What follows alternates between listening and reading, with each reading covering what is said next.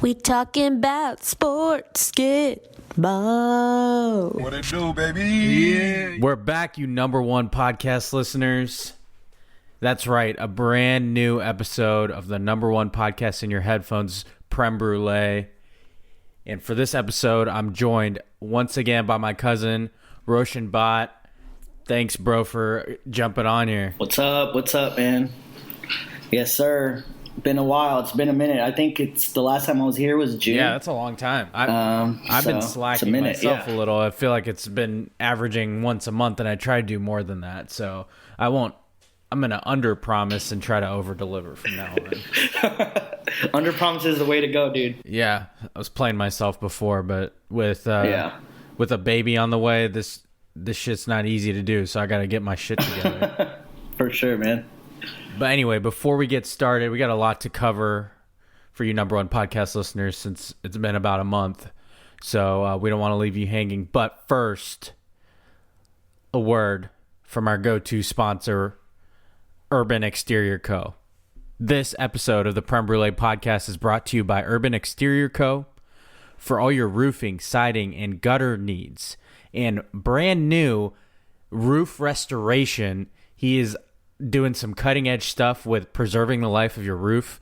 It is amazing stuff. It's all natural and it is highly worth a look, especially with issues sourcing materials and all that. Hit up my dude Austin and Urban Exterior Co. for that. It's a amazing product that preserves the life of your roof instead of having to replace it for tens of thousands of dollars. So anyway, the number one roofing, siding, and gutter company adds number one roofing restoration to the resume, and it's all for the number one podcast in your headphones. Spare no expense, baby. You know the vibes. That's great. That's great ad work, man. Yes, sir. Yes, sir. Great. Yeah, that stuff is sweet. He was telling me about it, and it's a smart idea. I'm surprised nobody thought of it earlier, but it's a brand new product, and it makes a lot of sense, especially talking to people who homeowners, but maybe plan on selling soon and don't want to pay for a brand new roof they won't get to use. It's a way more cost-effective and natural way to preserve the life of a roof, so pretty sweet. That's what's up. All right, anyway, you know why you came here. It's time to cover what we've been missing in the sports world. So we got Yeah Fam or Nah up first, but I wanted to change it up a little. We have a lot to cover, so I wanted to try something new with Yeah Fam or Nah. We're going to do a rapid fire word association edition. So you'll give me your Yeah Fam or Nah per usual, but to keep it moving quick, I need a word or phrase that encapsulates how you feel about it. And then maybe if you want to expand on one or two of them, we'll hit with the buzz. Go Stros, baby. You already know the vibes. But we'll hit them with the buzz, and you give us a little bit more than just your phrase. But Yeah Fam or Not, and I want a phrase or a word that perfectly sums up how you're feeling. First up, USA won the 43rd Ryder Cup, 19-9 over Europe. It is the largest margin of victory since the format changed in 1979. The Americans didn't lose a session for the first time in 44 years. Brooks, Koepka, and Bryson DeChambeau hugged it out. Let's hug it out, bitch. Shout out Ari Gold there. And Dustin Johnson became the first American to go 5-0 since 1979. All that being said, Rush, give me a Yeah Fam or Nah. Keep in mind that your dad, one of the biggest golf fans I know, is probably going to listen to this, so watch what you say here. Because you said that, I'm going to go with yeah. And my phrase is go golf. Go golf, baby. Go USA, go golf. You know the vibes. Go USA, go golf. Yeah, that's it. Shit, you never been a big golfer, right? Like, you've been before, man. Right? No, man, I can't even. No, I haven't seen any live golf. I suck at Top Golf. Just all around anti-hockey, anti-golf, anything I can't play. Whoa, this is a big hockey podcast here. So, go Jackets, go hockey, baby. Fast approaching hockey season. Yeah, but go golf, man. All right, I dig it. I dig the honesty at least. You hit him with the yeah fam for your family's sake. Go golf is a perfect way to put it. See, I'm a yeah fam to this. I actually did watch some of the Ryder Cup, including, and this is rare, I even tuned in a little in between NFL Red Zone on Sunday. So that says a lot. That's impressive. Yeah, so I'm a yeah fam, all for it, and especially because of the dominating fashion they won. My word is dominant, and I think that perfectly sums up a new era of USA Golf. Look at me, I'm not even following my own rules. My bad. All right, let's move on. Okay, over to Major League Baseball. You already know the vibes over here. This is a Go Stros podcast. Go Stros alert. Mm-hmm. Go Stros, baby. The playoffs are fast approaching. I wanted to give a quick little recap of where the status of each of these divisions and wild card situations in the AL and NL, and then I'll get your take here. So in the AL, in the East, the Tampa Bay Rays clinched the division. It's funny, that team name did not sound like the New York Yankees, but I'll leave that. That's neither here nor there. Yeah, you know. Our Stros are in the driver's seat for the AL West. They keep messing around and not officially clinching it. But the Central, the White Sox clinched their division. Every other team in that division is eliminated. And in the wild card, the way it's looking right now, it's Yankees, Red Sox, and then the Blue Jays are in there. The Mariners and the A's are still in contention, too, for the 2 spots. Over in the NL, there's a tight race in the NL East between the Braves and Phillies. In the West, it just so happens the 2 best teams in baseball are in the same exact division in the NL West. The San Francisco Giants and the lame-ass Los Angeles Dodgers. They've both clinched playoff spots, but they are fighting to not be the top wild card team and instead win their division and get a little break from playing opening wild card round. In the Central, the NL Central, the Brewers clinched that division. In the wild card, obviously, it kind of hinted at it. The odd team out between the Dodgers and Giants will get the top wild card spot. And then the second spot is the Cardinals. All that being said, yeah fam or not, and give me your word association. Yeah fam for sure. Feeling like the teams are separating themselves from the weak ones. The teams you want in the playoffs are getting to the playoffs. The teams on the cusp of being in the wild card are the teams I personally would want in the wild card round. I guess a word would be a 2-word with the hyphen, bang bang. Looking like, regardless of whether the Astros finish off this division or not, they're kind of going through this lull right now. So I'm not worried about the division. I'm not worried about the playoffs. But their team is ready for this playoff run. I don't think anyone in the AL is going to really put up a big fight besides the Rays. I think the Rays are the only team that really stand in their way. And in the NL, man, Dodgers and Giants, these are crazy good teams. Dodgers could be eliminated in the wild card. I would love that. So I guess I'm feeling that, yeah. Looking good. Playoffs are looking exciting. Looking forward to playoff baseball. It's literally one of the most exciting playoffs that exists in all sports. I can't stress that enough. I'm a yeah fam, and since you took bang bang, I'm gonna say buzz. So you all really hate to see this happening, but it's about to be a real ignorant podcast if the Stros start rallying in the playoffs. So yeah, you're not gonna want to invite me on here. No one's gonna like that episode. Well, except us. Yeah, the number 1 podcast listeners, I mean, I think they know us by now. We just stirring up controversies. Stir that pot. From the bottom of my heart, I'd like to take this chance to apologize to absolutely nobody. Okay. In the NBA, the story that's dominating the offseason, obviously, is this Ben Simmons versus the Philadelphia 76ers saga. Mm-hmm. Ben Simmons has told the Sixers he no longer wants to play for them, which is ironic because I don't think he's playing for them in the playoffs this past season either. He claims he's willing to sit out the year. He would like to be traded to literally any other team in the league. He's not picky, apparently. This situation is so legitimate that Doc Rivers went on a media spree, basically claiming that they want him in Philly, like professing his love for Ben Simmons, even though after they were eliminated from the playoffs this past year, he couldn't be bothered to commit to Simmons as the future point guard of their team. Simmons' teammates were going to fly out to his home in California just to try to talk to him. They wanted to meet with him. He said, you could come here, but then he said, never mind, you guys can't come. So, I mean, we can sound a petty alert for Ben Simmons at least. He passes up layups, but at least he keeps it super petty. It's the pretty boys For sure. petty boys. Okay, I'll go first on this one. Give me a yeah, fam, or not to this.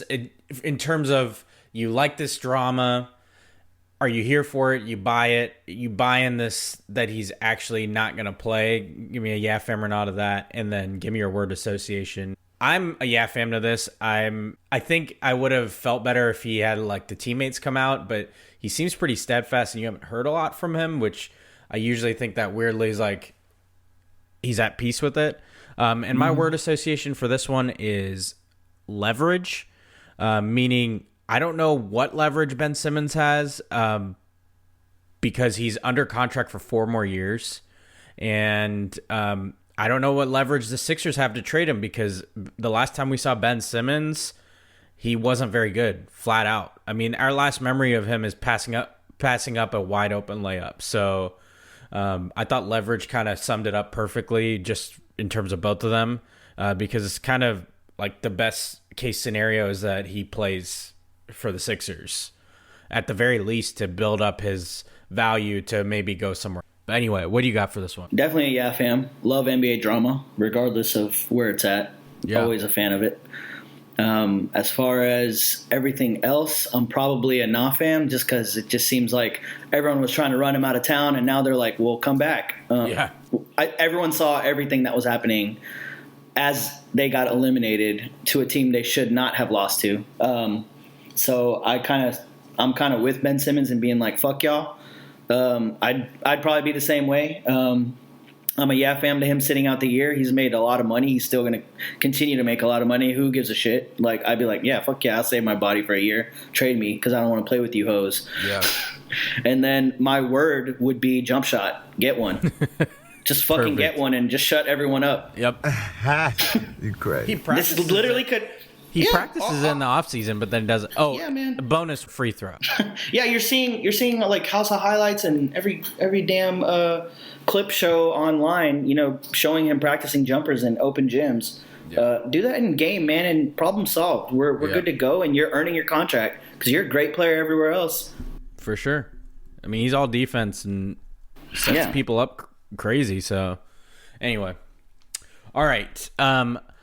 Let's do kind of a rapid fire NFL storyline. I don't have much context, so instead of yeah, fam, or not, just give me your word for it if you have one. Sure. So first up, Matt Stafford has the Rams rolling. You got a word for me for that? Not surprised.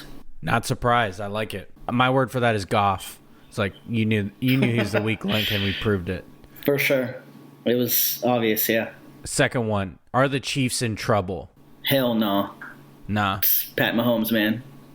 He ain't in trouble. I will say they're I'm going to say my phrase for this is 17-0. Like, people are really talking about, can they go 17-0, and they're 1-2 right now. Yeah. I mean, come on. Let's be real.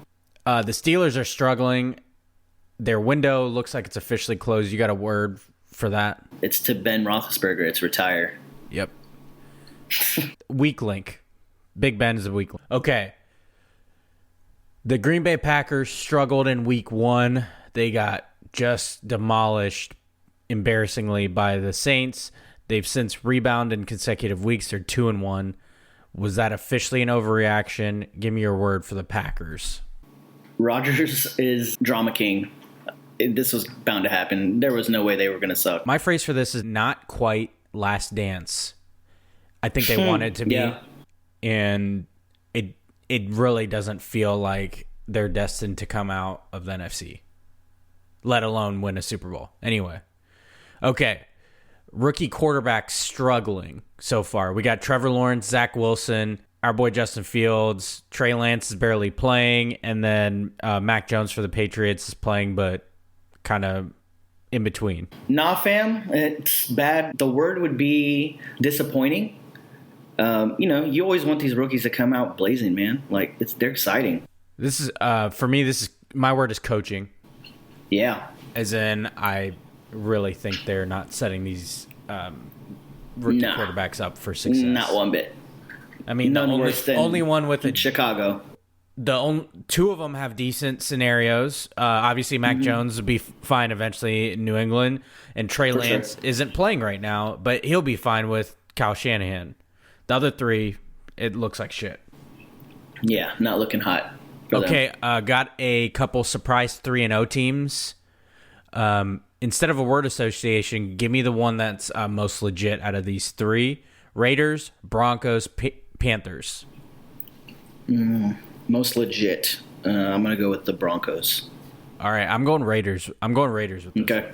The one everybody wants to talk about, Tom Brady is returning to Foxborough to play Bill Belichick and the Patriots this coming week.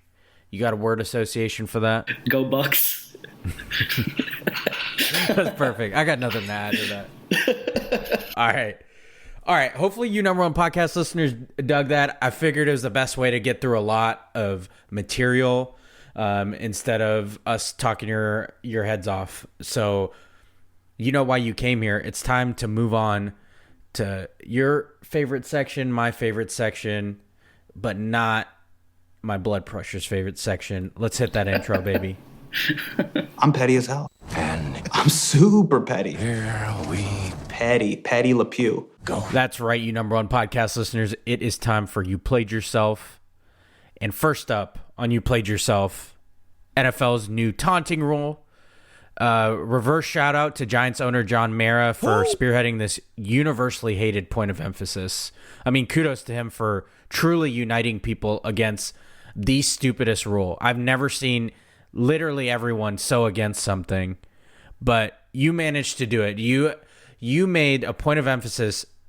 NFL's taunting. It's not enough that you have these people who are athletic specimens laying their bodies out for entertainment, and they can't even get up and brag about it when they make a big play. I mean, what are we even fucking talking about here? This is a game, and you want people to not take part in the part that makes it feel most like a kid. Like, we see ourselves in players when they get to celebrate like that, and you decided this was a point of emphasis instead of all the millions of other things you could focus on in the NFL.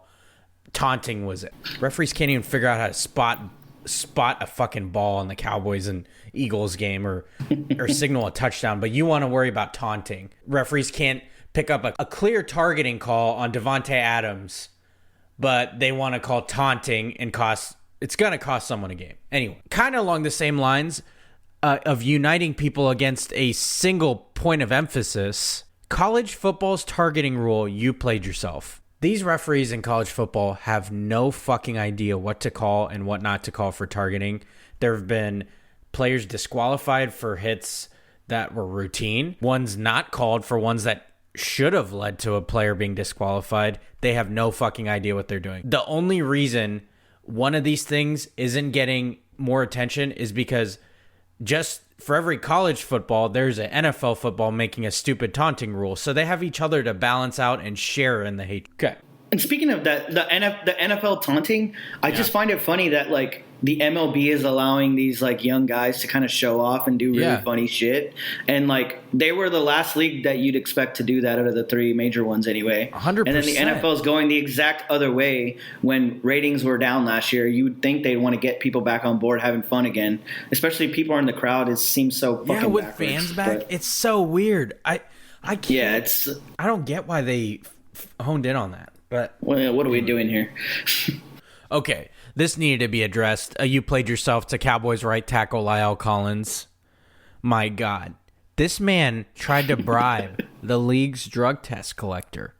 How fucking stupid do you have to be to do that? And also, I I need this to be known because the NFL has had this reputation of, the no fun league. We just talked about it with the taunting rule, but I feel like it somewhat originated with their lame drug testing policies that no other sport really was following.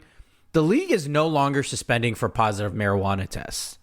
So this man, Lyle Collins, he got suspended because he just flat out missed having to pee in a cup.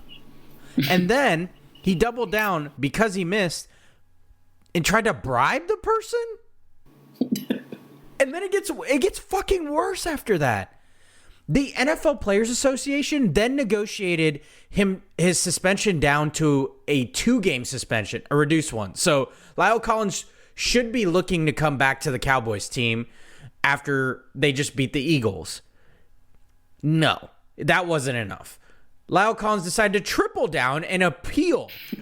Then what fucking happened?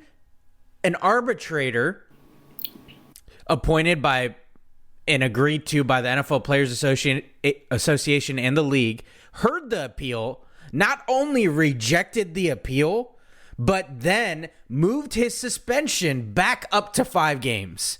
So it wasn't enough. First, just to recap, couldn't make an appointment to pee in a cup. Second, couldn't make it, so tried to bribe the drug test collector. Third, got the suspension reduced.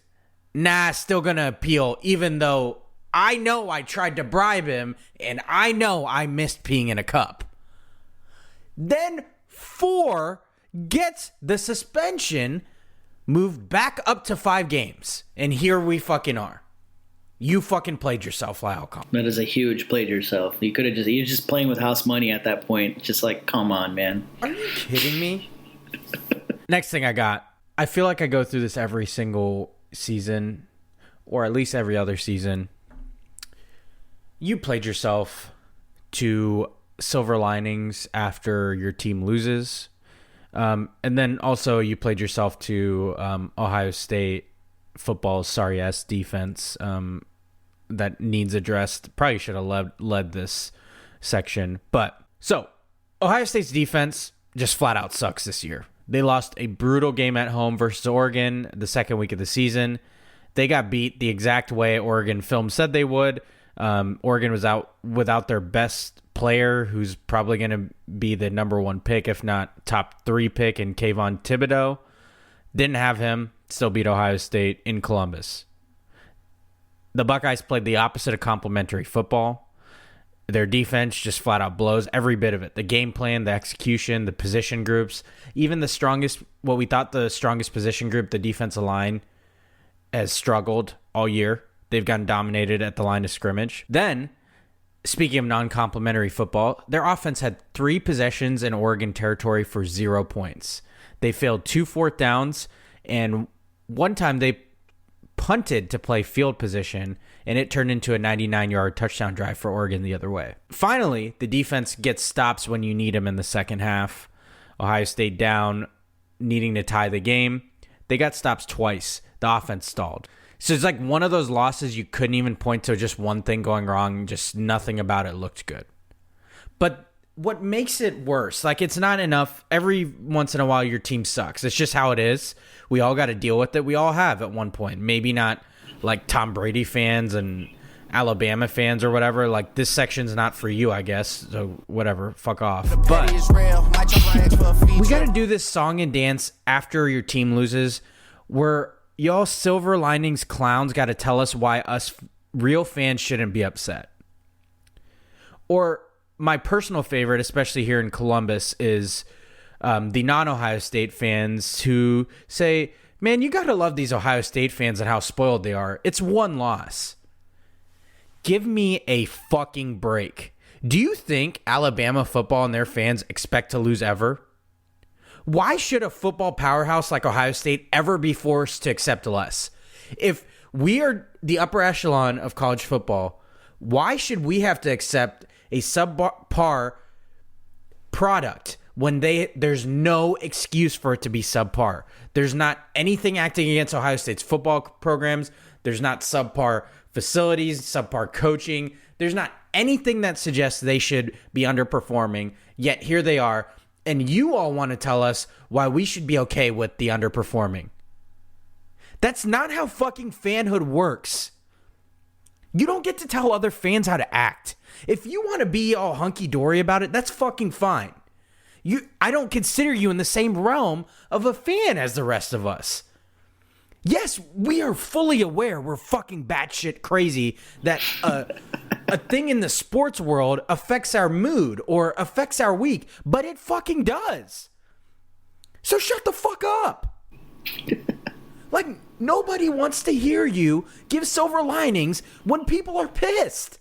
Like, you being contrarian and being positive about that in that time is just so fucking stupid. What are you accomplishing by that? Like, great, you want a fucking cookie that you're somehow positive after a loss? Did you even fucking watch the game? Go back and watch it then. Like, what are we talking about here? You think Alabama fans expect to lose? No, they're on Paul Feinbaum's show talking shit. Do you think the 4 Brooklyn Villains fans this coming season expect them to not make the finals, maybe even win? I need y'all to take your fucking silver linings. First of all, shove them. Second of all, take them to a fucking time machine where you undo the disappointment the team caused me. And frankly, just keep that shit to yourself. People question, how miserable can you be if you can't enjoy how good you have it, that this is your first loss in a long time? How fucking lame do you have to be to call yourself a fan while you accept mediocrity? Fucking shove it. You fucking break, man. They gotta learn how to read rooms, man. Like, it's so funny. Like you just had to be contrarian. Like, everybody's pissed, so no, let me add in my little thing of why everyone that's pissed needs to not be pissed. Let's just salt the slug of this room. Like, have you ever had someone where it's like you're pissed and like yelling at a TV, and someone comes in and tells you it's just a game? Like, oh my God, are you fucking kidding me? What? I'm very well aware. We obviously know it's just a game. Anyway, okay. I want to let you, while I take a breath, because I got a big one to finish off. You played yourself, and I know you're going to have a lot to add, but I want you to give us you played yourself, and I think this has to do with one of the aforementioned rookie quarterbacks that's beloved to both you and I. Sure, let's get it. Justin Fields and the Chicago Bears. Congratulations. Did nobody on the Chicago Bears scouting team watch a single game of him playing at Ohio State? Because it truly seems like it. I didn't watch the game. I purposely benched Allen Robinson on my fantasy team because I knew this team was a shit show. I mean, I'm not even convinced at this point Mitchell Trubisky was that bad. After I saw what happened with Justin Fields, right. I'm like, oh, maybe it's not fucking Mitch Trubisky. Man. Anyway, how has the team, they had a whole offseason after a draft. They moved up in the draft to get him. So you'd think that you'd spend some of training camp, having a game plan. No, let's – you know what this actually reminds me? I'm gonna derail real quick. This reminds me of when we drafted Deshaun, and then Bill O'Brien was like, you know what? We're gonna go ahead and trot Tom Savage out there. Spent a whole fucking offseason.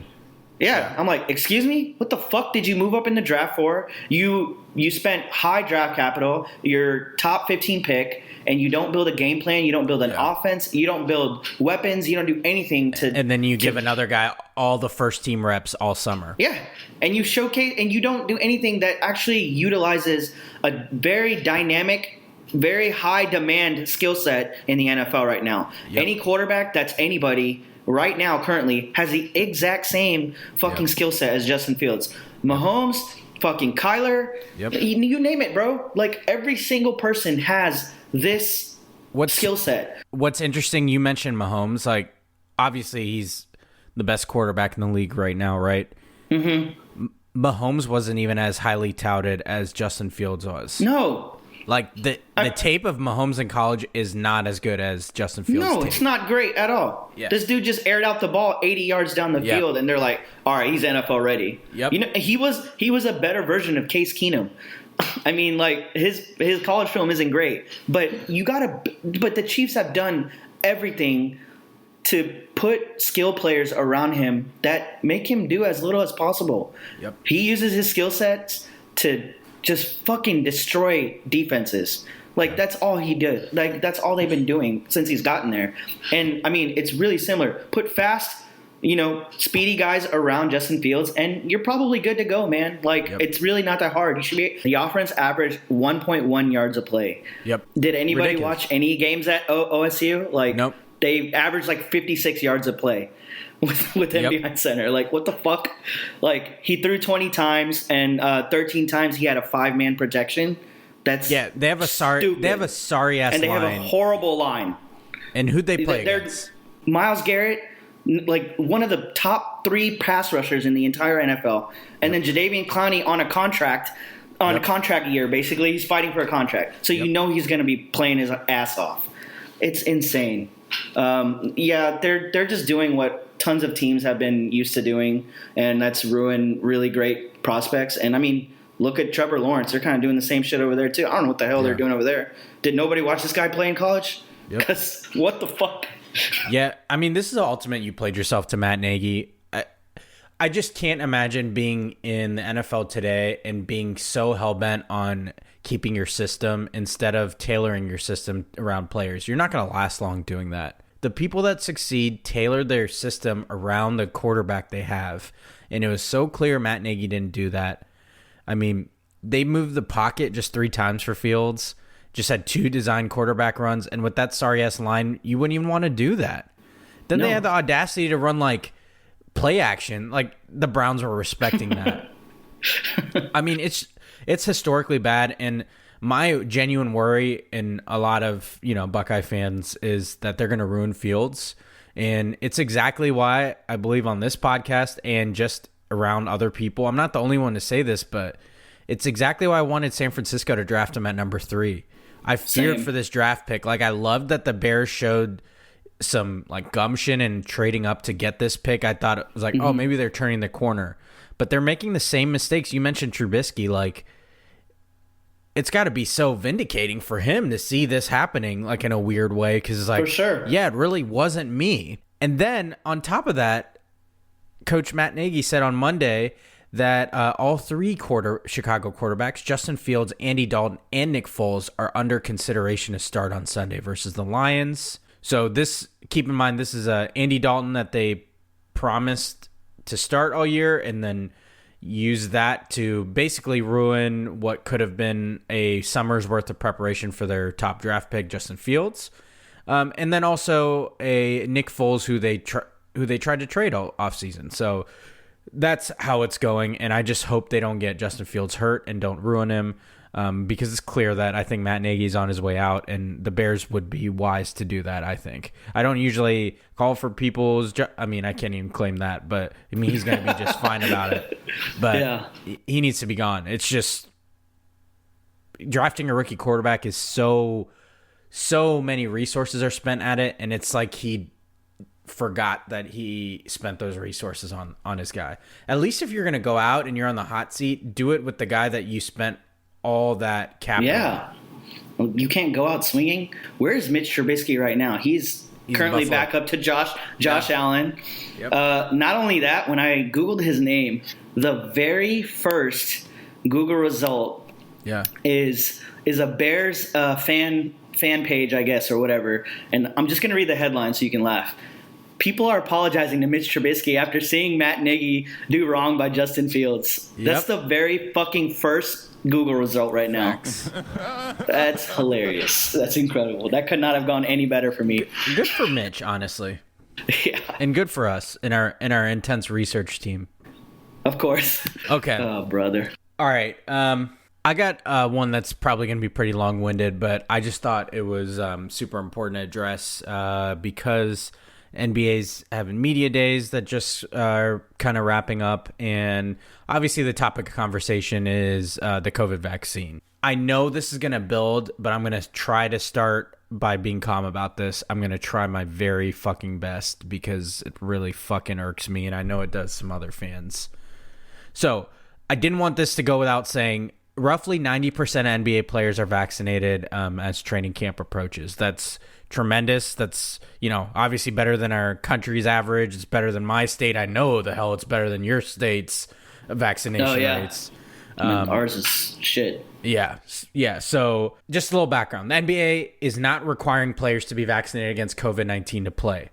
However, it is requiring referees and other staff who work closely with players to be fully vaccinated. So the initial report is that there is tension that exists between those around the league mandated to be vaccinated and the nearly 40 unvaccinated players. This was according to league sources telling ESPN. So in some instances, vaccinated staffers are concerned about the health risks of being exposed to unvaccinated players. Obviously, logical. In others, staffers say they're upset that players aren't facing the same vaccine requirements as most team staff and referees. Also logical. And then in others, there's animosity toward the league itself for not imposing a mandate for players. Can't say I disagree. So before I address a few very notable players, I wanted to give credit where credit's due. It's not usually like us, and you played yourself, but I thought it was necessary for this to provide context. Kareem Abdul-Jabbar, obviously legendary NBA center, 50 greatest player, all that stuff.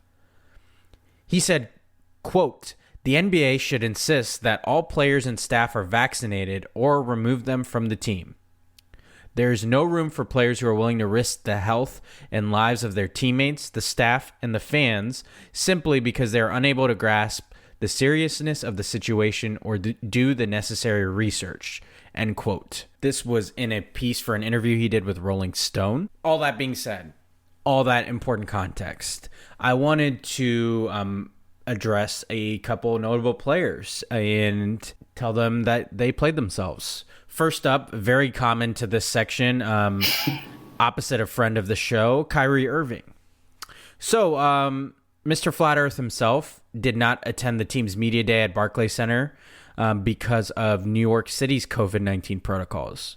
Those protocols started last month when New York City Mayor Bill de Blasio issued an executive order that required New York resident pro athletes that practice or play indoors to show proof of at least one vaccine shot. When asked about his vaccination status on a Zoom interview, instead of him being at media day with his teammates, Kyrie said, quote, "I'd like to keep that stuff private," end quote. So before I address the other players, I wanted to also kind of encompass how I feel about Kyrie Irving from a tweet from Howard Bryant. You can find him on Twitter at @HBryant42. He tweeted this: "A prominent NBAer just texted me that Kyrie Irving is a, quote, contrarian without a cause," end quote. And that is just a perfect sentence. Couldn't agree more, Howard. Contrarian without a cause. Fucking perfect. Poetic. Not as good of a nickname as Flat Earth Irving, but I'm definitely going to remember that. What about Cryrie Irving? I Cryrie Irving, I like that. I was this happened on complete accident, okay? I was talking to someone and I basically stuttered or stumbled over my words and called him Cryrie Irving, and I was like, that's just fucking perfect. I was like, I knew he was gonna show up in this section, and I wanted to debut this beautiful nickname. Love that. On the #1 podcast, so I did not spoil this beforehand, and I wanted to give you a present on air on this podcast. Cryrie Irving, that's for you, man. You heard it here first. That is exclusive. Cryrie Irving, baby. And another thing, the thing he was saying about he'd like to keep that stuff private, which obviously is just like anti-vaxxer for I'm not going to get the vaccine. Yeah. But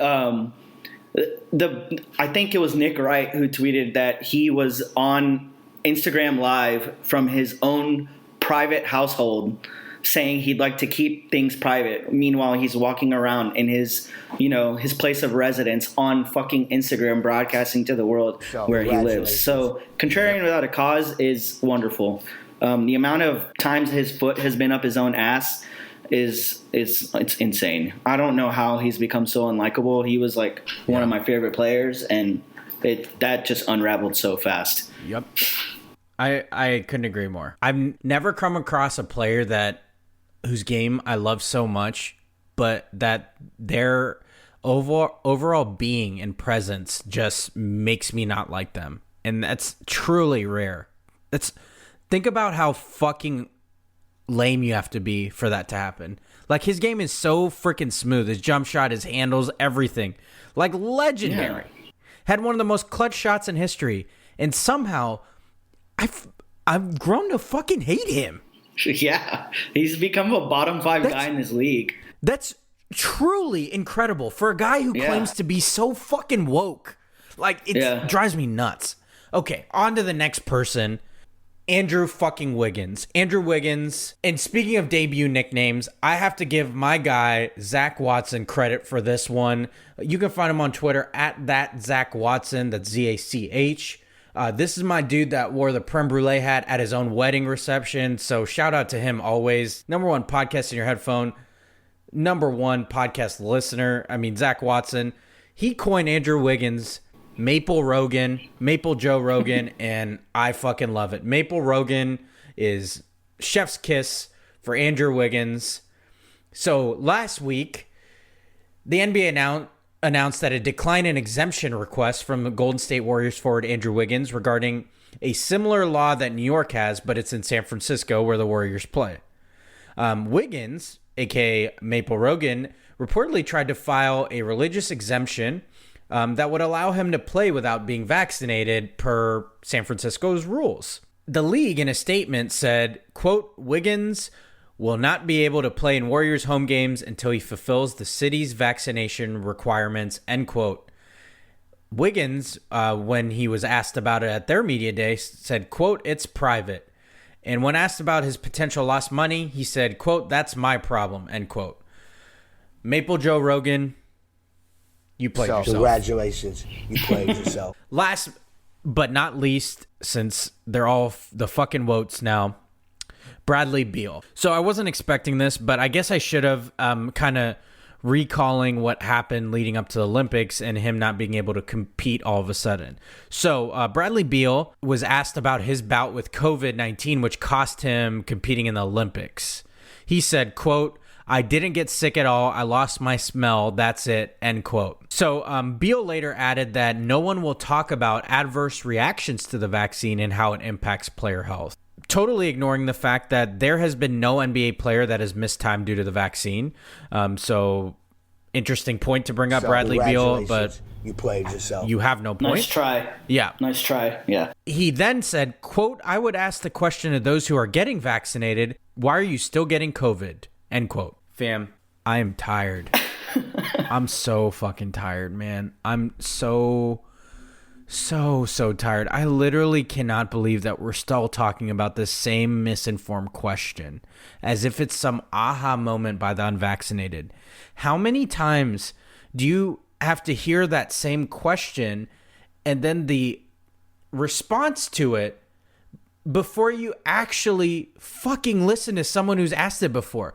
You know, like, you grow up and some teachers tell you there's no such thing as a stupid question. This is a fucking stupid question. Because maybe it wasn't at the start, but the fact that you're ignoring the hundreds, thousands, millions of people who've asked the same fucking question and gotten it answered in a patient manner is truly unbelievable. Yeah, Bradley, you're right. You know, those of you getting the vaccine, please explain why you still got COVID. Yeah, you know, like those of you with fire alarms in your home, please explain why someone you know with a fire alarm had a fire. Please, those of you with vehicles who use seatbelts, please explain why you still got in an accident. It doesn't work that way, guys. Look, I'm trying to be patient when I answer this question because I know someone had to reach out to him, right, to answer that question. The vaccine is not a cure. It prevents a vast majority of folks from getting a serious bout of COVID. It's preventing you from being hospitalized, from the already tons of people filling capacities of hospitals. It will prevent a vast majority, I'm talking in the upper 90 percentiles of those who are vaccinated and do end up with a breakthrough case of COVID, do not get seriously sick. And that's all we can hope for. We're trying to prevent people from getting seriously ill and worse, dying. And you want to ask again and again, after hearing the answer, why people who are getting the vaccine still get COVID. It doesn't prevent COVID. It prevents a serious bout of COVID at the very least. And in a lot of cases, it is helping even prevent COVID in a lot of folks. Just please ask some smart people you know. They'll be happy to explain it. It doesn't stop you from getting it, but it seriously helps protect you. It protects your loved ones. It protects you from getting seriously ill. Why, when faced with the opportunity to prevent serious illness, you say, well, it's not a cure, and the alternative is that you might get it and get seriously ill or die or leave your family or see someone you love die? Like, all for a shot? What hill are we dying on here? What it's a strange fucking one. hill? It's so fucking asinine. Bradley Beal has kids. He's heard his fellow players talk about, like, they travel for a fucking living. There are going to be around tens of thousands of fans every night. You have a family. You have kids, man. What more do you need to hear? What more do we all need to hear at this point? Everybody has an anecdote even. Like, you know someone or someone's friend or relative that's gotten sick and regrets not getting the vaccine, and you still, like, we talk about statistics, you hear statistics, that's not enough. I know a friend of a friend who got it even though they got the vaccine, but yeah, they recovered from it. Yet you know a friend of a friend who died because they didn't get vaccinated, and that anecdote's not enough for you to go get your shot? Guys, please consider it. It's not hyperbole to say this is life or death. Please consider getting the vaccine. Like, I know I'm calling out these NBA players. I know I am. And it's the last thing you want to hear, but please consider it if you haven't gotten it. It is not an exaggeration. It's not hyperbole to say it's life or death. It might not be your life or death, but it could be someone you really, really love. So please consider it. Please. Please. And don't ask that same question of Bradley Beal. I just explained it to you. If you've never heard it before, there's been thousands. It's on a frequently asked question on the CDC's website, any of your local health department websites, it's going to be there. That same question Bradley asked. And then we want to talk about those type of people doing their own research. No, you didn't do any research. You're just spewing. That's a form of misinformation, asking the same question that you know you can find the answer to on a public platform like Bradley Beal has, and Kyrie Irving has, and Maple Rogan has. I think what's really crazy about all of this, it's at this point, the discourse has gotten so exhausting, but like, and it's almost at this point, if you are anti-vax for whatever reason, it's almost better if you just simply don't say it. Yeah. Because almost any time someone has a reason or a question or a challenge to the norm or whatever it is, they make themselves look far more unintelligent, uninformed, and like, again, contrarian without a cause. Like, this is like, what are you really challenging at this point? If you want to be anti-vax at this point, be quiet. Stop trying, especially these NBA players. These guys have platforms. These guys have tens and thousands and hundreds of thousands of fans and kids who buy their fucking shoes, kids who listen to their shit, you know, want to talk about this. Like, and this goes for anyone with a platform, you know, like if you're a famous singer, famous musician, like these people buy your records, these people do all this shit. Why are you really trying? You can die on the hill figuratively and literally. You do not have to put that like propaganda out there. And what are you really researching? It's like, do your own research, this and that. It's like, you did not do your research, because there are actually scientists who have done years and years and years and 30 fucking years of research. And you're talking about, you've seen a fucking YouTube video. And this is the research you did? Come on, man. That's a great point. And I need to address this because we got to stop accepting people doing their own research. Because the fact of the matter is, I'm in public health in pursuit of science degree. So doing your research requires a level of quality of research. That quality of research comes from peer-reviewed scientific journals. A majority of those, a vast majority, over, I think it's something like 55%, 60% of those science publications are behind a paywall. So you're telling me that, one, you not only know how to read a scientific paper, which is not a given. Believe me when I say that. It is not a normal read. So you want to tell me, one, that you know what you're reading there, and two, you knew how to access it, and three, you paid for that research. Because no research you do is going to be valid enough and peer-reviewed and tested, tried and true. Tested, exactly. That you're going to find by your high school classmate's uncle on Facebook. That's not going to be there. So we got to stop doing this whole thing where we say, I got to do my own research, because the research has been done for you. You don't see these NBA players say, I got to do my own research when they twist an ankle or tear an ACL.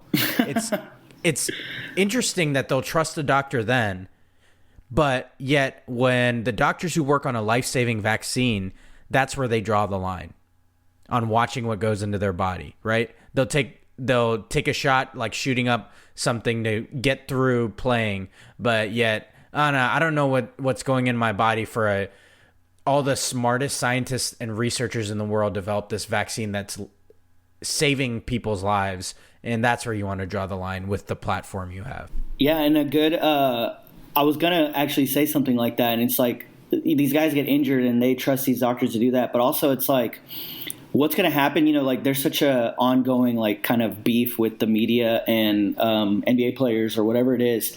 What's gonna happen when a media guy who's like very, adamant about trolling one of these guys is like, so I did my own research, Bradley Beal, and I feel like if you shot from this corner, you'd have a way higher field goal percentage. What is he going to say in that moment where like you can really put your foot up these guys' asses? Like they really need to stop talking. Yeah. Like since Bradley Beal's now a scientist, I guess a reporter could be a basketball player, right? Here's how you can be better at basketball, and I'm going to tell you, a guy on Twitter is going to tell you how to be better at basketball, and then I did my own research. Where's your research? It's like, come on, man, stop opening this bag of worms. It's such a waste of time.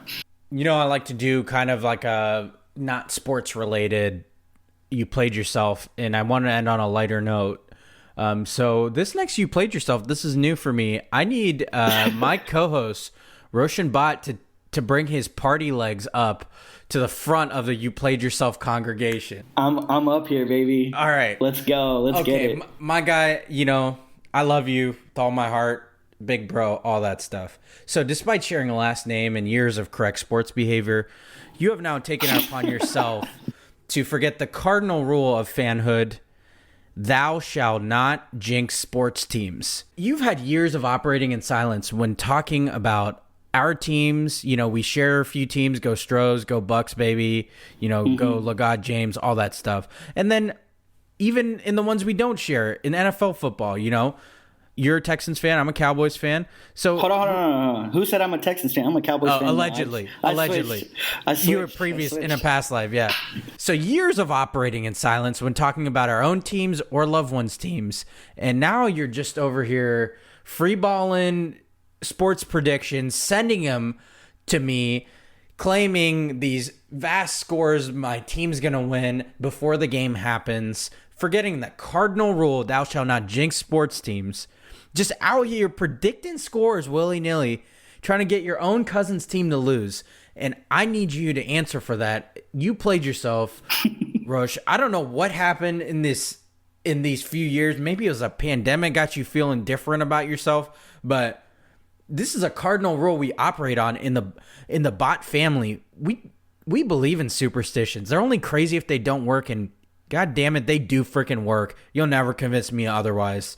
You ever get a chance, ask me about 2007 March Madness, Ohio State Buckeyes basketball team beating Xavier. You ever remember to ask me that, number one podcast listeners, I'll tell you that story. But Roche, this doesn't save you from the fact that you played yourself in this this weird behavior that you're acting. I can tell you the exact moment that this changed. So 2017 World Series, the Astros, the actual champions of the 2017 Bang, World bang. Series.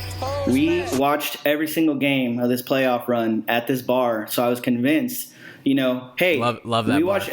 Well, yeah, shout out Lil Woodrow's in East Downtown Houston, Texas. Yeah, Lil right Woodrow's. across the street from Minute Maid Park. Lil Woodrow's. Throw us a sponsor, by the way. This free advertising. Pay us. So yeah, let's go, man. Let's get it, bro. I gave that bar enough money as it is. Hell yeah. Anyway, so 2019 World Series, we're out there, enjoying the World Series, enjoying the number 1 seeded Astros play a Game 7 at home, and they lost.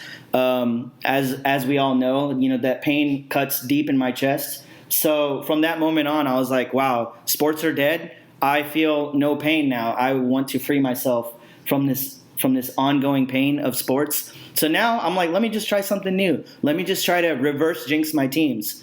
So I will be like, congrats to the Tampa Bay Rays for beating the Astros tonight, and the Astros That I respect. Won. That's probably verse 2. Like we're big reverse jinxers. I mean, you can read my Twitter feed. That's a real concept for sure. So that I agree with. Yeah, but so I mean, I don't know. I guess it comes from that as inspiration, and also I think just the fact that none of my teams have been doing well for the last whatever years, and the Texans have literally shot their pants for the last 3 years, and I don't know. I don't know what causes behavior, but I can for sure guarantee that nobody likes it. So, and the fact that nobody likes it just makes me double and triple down Bradley Beal style.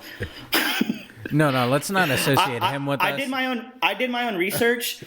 And according to my research, yesterday I said congratulations to the Cowboys for winning, beating the Eagles 27-17, and my score wasn't that far off. I'm just going to go ahead and say, I asked the group chat for an update, and I didn't get one, so just thought I'd put it out here now. I didn't want to encourage your behavior. All I told you is that you're still going to be on You Played Yourself because it's the principle.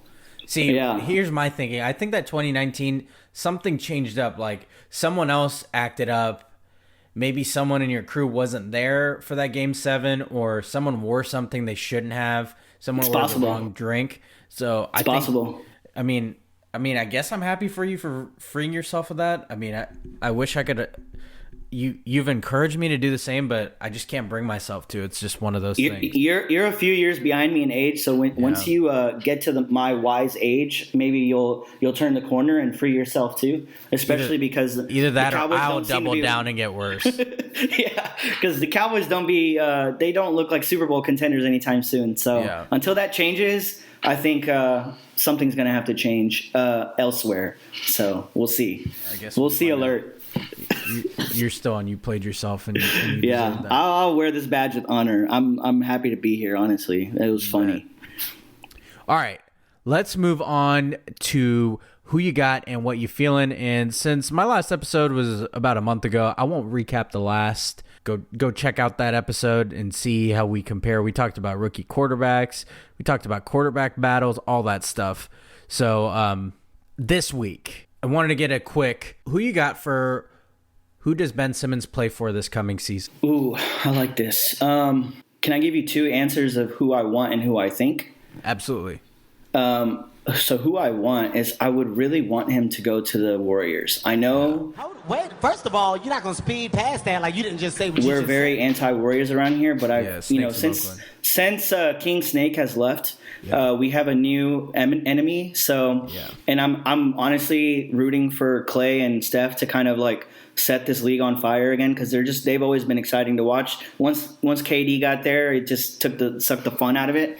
Yeah. So I think Ben Simmons is a perfect fit. He's upgraded Draymond Green. I think with the right picks, maybe throw in Wiseman, maybe a Draymond. I think they could get Ben Simmons over there. And damn, Ben Simmons, Clay, and Steph. That's a pretty fucking exciting team. I mean, he's never going to develop a jump shot with all those players there because they don't need him to. But they don't need him to exactly for his current game. Yeah, and he can finish at the rim way better than fucking Draymond Green. That's for sure. Yeah.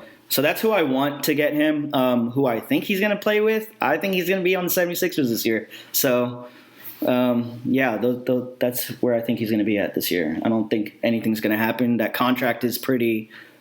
It's tough to look at. Yeah, I mean he's got 4 years. It's like a max contract. It's hard to look at. Yeah, I'm going Sixers.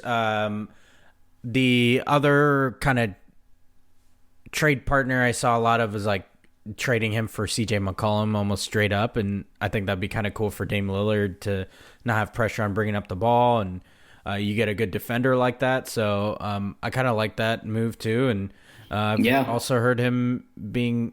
I know that's kind of what started some of the drama was him being traded for Cryrie Irving. So that would also be a great combo for James Harden and King Snake to have someone who could set him up. And you get a wing defender, which they don't like playing defense. So they definitely don't. Yeah. I wanted to play a quick game of Contender or Pretender with some of the best teams in the league. So I'm going to go down the list, and you give me Contender or Pretender. Rams, 3-0 Rams. Rams, Contender for sure. Absolutely. They are going to win that division. Yep, and that's a tough one too. Tough division. Yeah, I think they're gonna win that division. I think they're gonna win like 12 or 13 games. So the Tampa Bay Buccaneers.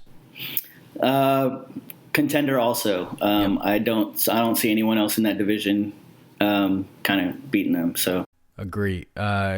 Arizona Cardinals also 3-0. Speaking of that NFC West, I'm gonna say Pretender for that. I don't see it. They have a pretty soft schedule right now. They've been playing some shitty teams. I'm going to say Pretender on that one. I actually agree with that one. I think they're 3-0, so a win's a win, but they haven't looked particularly impressive. And also hate to root against my guy D Hop and JJ, but they went to the wrong teams. JJ should have signed with a much better team. He honestly should have went to the Buccaneers. That would have been pretty fucking cool. But he did get a nice chunk of change in Arizona. Yeah, can't complain. Tampa wouldn't have been able to offer that. Okay, the 3-0 Panthers. Super Pretender. Sam Darnold's a quarterback. Yep. And McCaffrey hurt again. It's time to talk about him as being member of All Glass team, by the way. Confirmed. As a 2-time member of my fantasy team, I can confirm that. Okay, the 2-1 Packers. Contender or Pretender? Pretender. Packers are always going to be good, not great, or maybe even great, not super great. They're always just going to be better than the rest, but they're going to shit their pants in the playoffs. It's nothing's going to change this year. Strictly like championship contender. Yeah, I think they're a Pretender. And it's same not goes happening. for these next couple 2-1 NFC teams. For me, the Niners and Saints. You agree? Pretenders. Pretenders, both. I don't even think Saints are going to make the playoffs. That don't look too good. But yeah, I guess that's Tampa's division, so I can see them missing out. But we'll see. Yeah, that might just be a one team in their division. See how the Panthers keep doing. Okay, Chiefs. I think we're probably both contenders for them. Yeah, contenders for sure. What about the 2-1 Browns? 2-1 Browns. I think they're a contender this year. Their defense looks amazing. It looks great, and I think that's what was missing last year. They did what they needed to. That offense was very churning along very elitely, and that run game is like in the playoffs. That's hard to beat, something like that. We saw Derrick Henry dominate. They got 2 guys that are just really fucking good, and Baker doesn't have to do a lot. So I definitely don't think they're pretending this year. Yeah. Top to bottom, great roster. So as long as Baker doesn't mess it up. Shout out Cleveland, man. Yeah, good for Cleveland. They deserve it. I kind of feel the same way about the 2-1 Bills. I think that Pittsburgh lost week 1 is going to go down as one of the flukes of the year, but I think they're for sure. Yeah, Josh Allen looks great. He's playing pretty crazy. I don't think anyone could have predicted that, but yeah, he's pretty awesome. All right. How about the 3-0 Las Vegas Raiders? I'm gonna go Pretender. I agree. They're gonna hit like a 4-game losing streak somewhere, and Gruden's gonna do what Gruden does, and it's gonna be Chiefs and Chargers out of that division. Okay. How about the 2-1 Chargers? I like the Chargers this year. Yeah. I think they look pretty good, man. They look pretty good. They just feel different than like your usual Chargers. Yeah, it doesn't look the same. Yeah. It feels different. Yeah. I love how they they basically addressed their weakness, offensive line. The line, yeah. Yeah, it's crazy. They look great. Running game looks good. Herbert looks great. Yeah, shout out.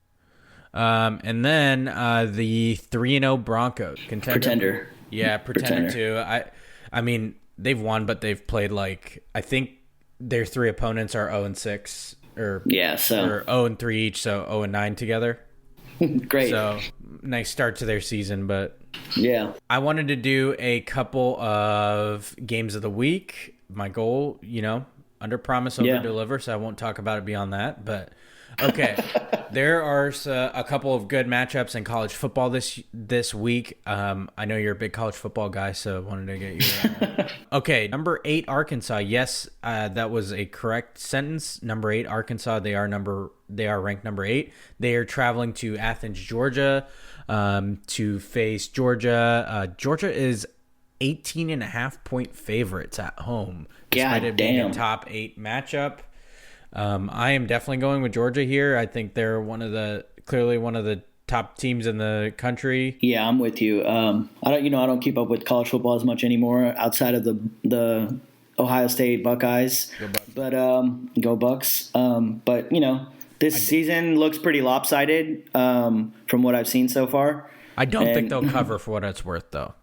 That's fair. That's a big spread. That is 18.5 at home. That's disrespectful. Big spread. Okay. Disrespectful. This one I'm even more excited about. Weird to say, but Cincinnati is ranked higher than Ohio State. Cincinnati Bearcats fans love to tell Ohio State fans on the few times that happens once every decade 20 years. Or so. Yeah. But shout out to Luke Fickell. Go Bucks for that one. True. Cincinnati is traveling to Notre Dame this weekend. Cincinnati is actually 2.5-point favorites on the road. Their quarterback's been talking mad spicy. Ritter has been talking mad spicy, saying they're going to quiet the crowd real quick. So we should see it. Notre Dame's quarterback got hurt last game, but I think he's expected to play. He's a Wisconsin quarterback transfer, Cone. So, I mean, obviously, if he doesn't play, I would think Cincinnati would handily win. But either way, I'm picking the Bearcats. I don't know much about either team, so I'm going to go with the Bearcats simply because I always hate Notre Dame. Yeah. These guys manage to get in the playoff every year and shit their pants, so I'm sick of it. Cincinnati's they need to not even be eligible, so the more losses, the better. Let's get them out of there. Yeah, Cincinnati's got a really talented running back. He's a transfer from the SEC. He's from Alabama, and he runs real physical. And they got one of the top quarterbacks in the country in Ritter. So, and he's dynamic. He's a playmaker. And I think that might be the separator. And then obviously Luke Fickell's a defensive coach and since he's gotten there, the defense is tremendous. So I think that all sets up for a better recipe for them. They seem focused, and he's been a hell of a coach for that program. So, Ohio State fans got nothing but love for the Bearcats, especially with Luke Fickell being their coach. So root for them. And of course, nobody except Notre Dame fans root for Notre Dame. So yeah. Okay, over to the NFL. We got a couple really good matchups. It's a battle of the undefeateds and a division game. The Arizona Cardinals travel to LA to face the Rams. The Rams are 6-point favorites. Who you got for that one? Definitely taking the Rams. They're just built better. Their defense is better. I think AZ's defense is kind of sus. Yep. So it's just hard to defend that many weapons. You forget. Yeah. I mean, what's crazy is the Rams lost Cam Akers before the season even started, but they'd be even more loaded. Yeah, and they just ended up trading for Sony Michel, and they're just chugging along. And Stafford, man, he found a home, dude. Everyone knew the guy was good. He just unfortunately played for the fucking Lions. Yep. And Lions fans would know it better than anyone. They knew his ass was going to be good in L.A. As soon as that trade happened, I was like, man, it's going to be fun to watch. Yeah, one of my best friends is a Lions fan, and I know he's rooting for him hard. Sorry to hear that. Yeah. It feels kind of like when DeMarcus Ware went to the Broncos. It's like, it's cool to see him win a Super Bowl. He deserves that. For sure. Played so freaking hard for them. Anyway. Yeah. Okay, and then the other NFL game that I thought was a great matchup, the 3-0 Raiders will travel to LA. So funny enough that SoFi Stadium, that brand new stadium, is going to have a quick turnover because They got Rams Sunday and then Raiders Chargers Monday night, and they're both at home. I had to do a double take and check that, but they're both home games. But Raiders at Chargers 2-1, Raiders 3-0. The Chargers are 3.5-point favorites at home. Who you got?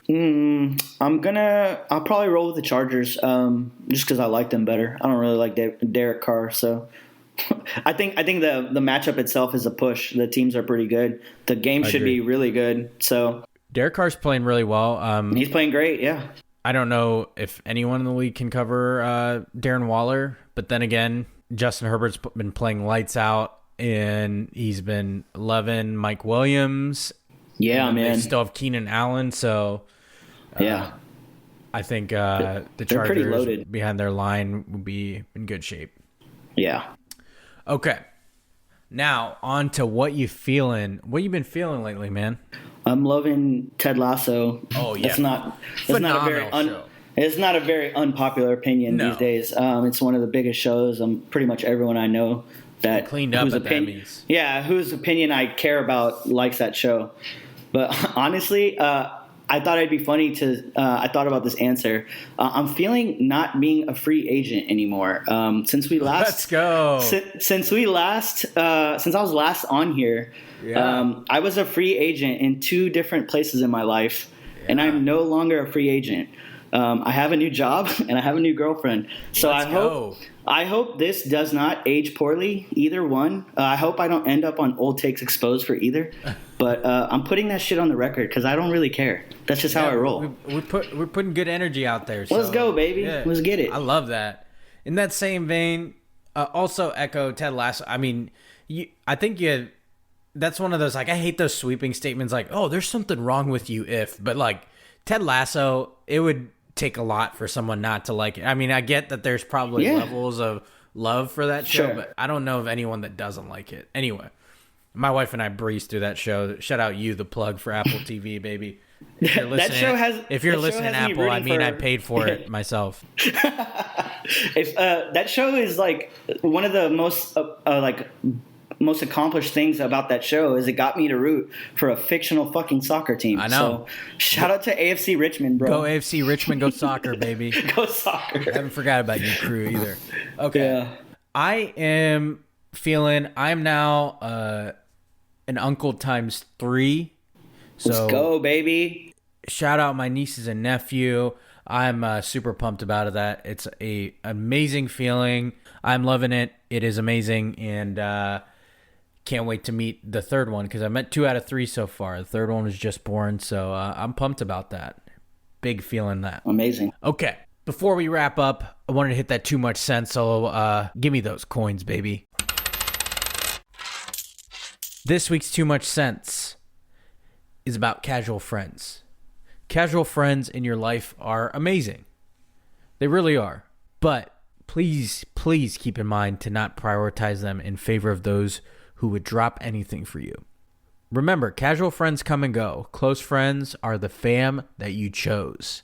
Be careful you don't take them for granted in exchange for a good time with those casual friends. I think so often those casual friends are the ones we go out with, but close ones are the ones that we can stay in with. And it's important to not forget those folks. So make sure you prioritize them as much as you prioritize the good time that you might have with those casual folk. And that's my Too Much Sense for this week. Always liking these Too Much Sense, man. Appreciate you, man. Appreciate you. Yeah. All right, you number one podcast listeners. We finally came back. Again, I'm under promising and hopefully over delivering. So hopefully we'll talk to you soon. You know the vibes, you number one podcast listeners.